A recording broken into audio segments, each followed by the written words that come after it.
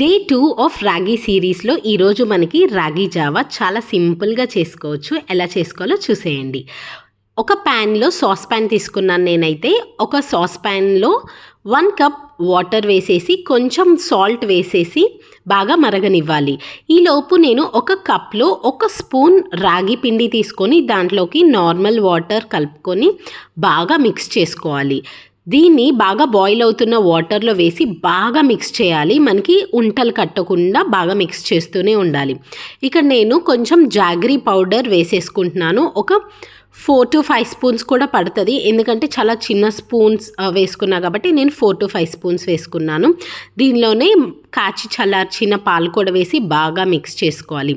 దీన్ని ఇప్పుడు వేడిగా అయినా తాగొచ్చు, లేదంటే చల్లగా అయినా తాగొచ్చు. ఎలా తాగినా చాలా బాగుంటుంది. పైన కొన్ని నట్స్తో సర్వ్ చేసుకుంటే టేస్ట్ చాలా బాగుంటుంది. మీ పిల్లలకు కూడా నచ్చుతుంది.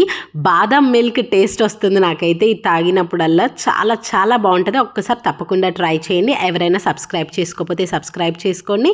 అండ్ అలాగే రేపు 5 PM మరొక రెసిపీతో కలుద్దాం. Thank you. సబ్స్క్రైబ్.